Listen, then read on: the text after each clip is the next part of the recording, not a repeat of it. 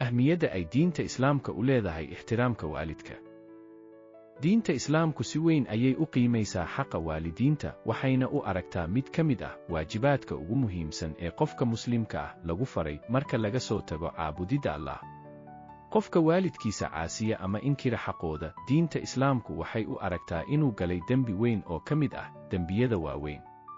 Qur'aanka Kariimka ah iyo axaadiista Nebiga Maxamed naxariis iyo nabadgelyo korkiisa ha ahaato ayaa si cad uga hadlay arrintaas. Xaqa waalidiinta ee Islaamka. Allah subxaanahu wa tacaala wuxuu waajibiyey in waalidiinta si wanaagsan loola dhaqmo, laguna maamuuso. Ilaah wuxuu faray dadka inuu u naxariisto waalidkiisa, waa in ay tixgelisaa in hooyadu ilmaheeda ku siday xaalad daciifnimo ah, kadib dhashay oo ay nuujisay 2 sano. Aniga iyo waalidka oo xusuusnow, anigu waxaan ahay yoolka safarkaaga. Suuradda Luqmaan 1:4. Waa amar ku saabsan in waalidka loo naxariisto, gaar ahaan hooyada oo xanuun badan ka soo martay uurka iyo nuujinta. Halista caasinimada waalidka. Caasinimada iyo si xun ula dhaqanka waalidka waa mid ka mid ah dembiyada waaweyn ee Islaamka, waxaana ka dhasha cawaaqib xun oo adag. Jannada oo laga haro. Nebiga naxariis iyo nabadgelyo korkiisa ha ahaato wuxuu yidhi, jannada ma geli doono qof waalidkiis caasi ku ahaa. Sunan an-Nasaa'i. Tani waxay muujinaysaa sid Islaamku u xushmeeyo waalidiinta. Ciqaabta oo adduunka lagu dedejiyo. Nebiga naxariis iyo nabadgelyo korkiisa ha ahaato wuxuu yidhi, dembiga ciqaabtiisa la dedejiyaa adduunka, midka ugu horreeya waa dulmiga iyo caasinimada waalidka. Sunan at-Tirmidhi.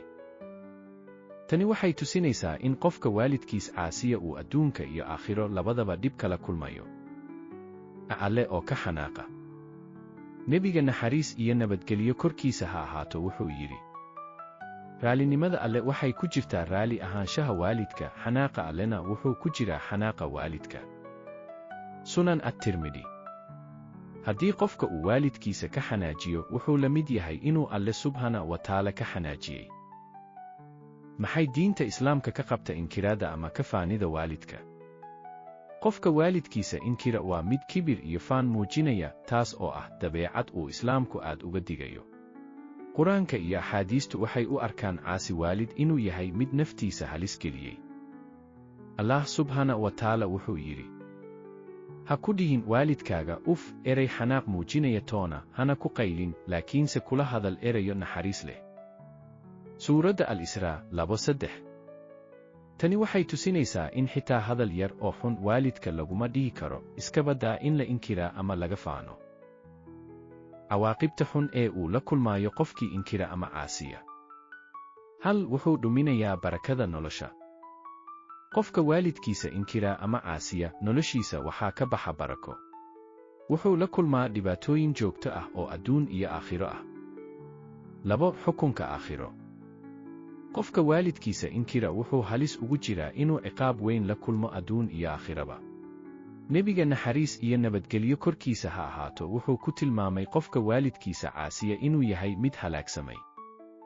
3. Burburinta xiriirka bulshada. Qofka waalidkiisa inkira wuxuu dhuminayaa taageerada qoyska iyo bulshada, taasoo sababaysa inuu keli noqdo oo cidlo dareemo. Maxaa laga rabaa qofka waalidiintiisa caasiyey?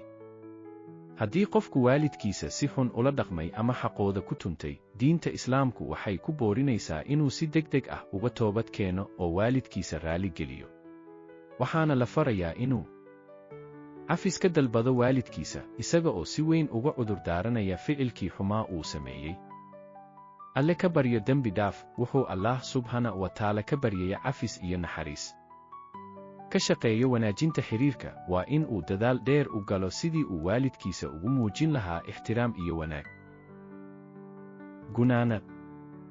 Islaamku wuxuu si weyn u xoojinayaa xaqa waalidiinta, wuxuuna ka digayaa caasinimada iyo inkiraadda waalidka. Caasinimada waa dembi weyn oo halis gelinaya qofka adduunkiisa iyo aakhiradiisa.